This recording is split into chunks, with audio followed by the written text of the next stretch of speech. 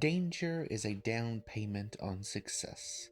Hello, my friends. Today we're going to be taking a look at a book I've been waiting for quite some time, Archmagos. Three stories in one can tell this tale. One of the Archmagos Belisarius called the prime conduit of the Omnissiah, going into a singularity created by the Necrons to get forbidden knowledge, like Prometheus stealing the flame from the gods to give to the humans.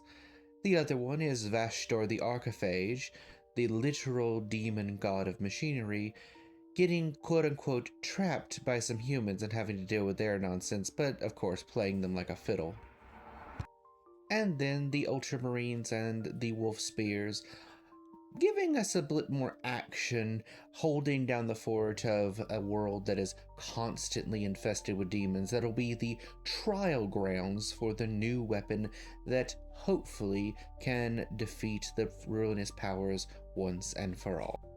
Normally in these stories, I care much more about Belisarius' stories than I do anything else in it. Everything else is just sort of window dressing.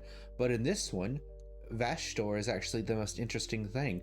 What with his demons that he has on contract and them serving so many years to him having this incredibly awesome but creepy forge complex, him having this little demon of Slaanesh that is nonetheless wrapped around his finger. Just everything about him, his schemes, his plans, and also his straightforward nature of, no, I deal in souls.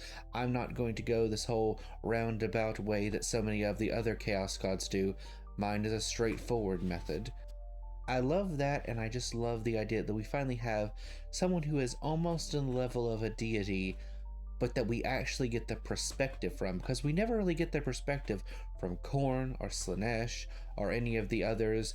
It's always just like, oh, their force is in the warp. But in this character, we actually get to see him do stuff. They bring up that Primus really only uses more basic weapons, and also one weapon is very much the same to him as any other. But I do find it strange that Belisarius doesn't kit him out with much grander weapons, honestly.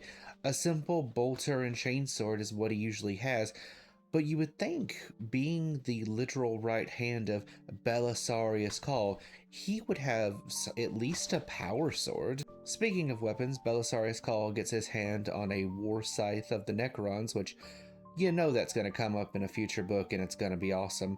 I do enjoy how he has just completely played the Necrons at their own game every step of the way, and now just has a nagging Necron head that's like basically time control in a box. It's hilarious. They brought up the question in this one of, is Roboute Guilliman going to walk the path of the Emperor? Is he going to make himself the equal of the Emperor and all that? And people are afraid that he'll take too much power. Here's why I think that's stupid. He is already the Lord Regent. He is already the Emperor in all but name. The only one who can gainsay him is the Emperor, and he ain't saying nothing. I do find it a bit ironic that he's now having to deal with all the doubt of his plans that the Emperor had to face towards the end of the Great Crusade. Just constantly people being like, well, what if he's doing this thing that won't benefit us in the end, but will only benefit himself, blah, blah, blah, blah. Meanwhile, the whole time, both Guilliman and the Emperor are just like, I'm holding this together with duct tape and dreams, just let me work.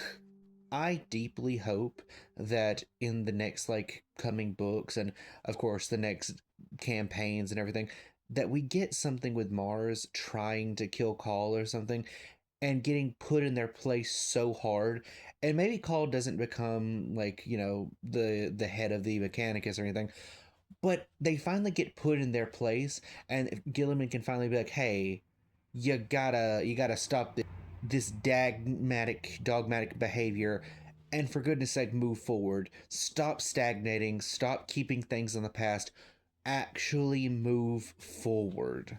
The only thing I didn't like in this story was there was a little bit of dragging on, particularly when they went into the singularity. I felt like that went a little bit too on and on, but all in all, it was enjoyable.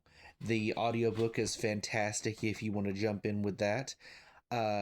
Altogether, I give it about 4 stars out of 5. Until next time, my friends.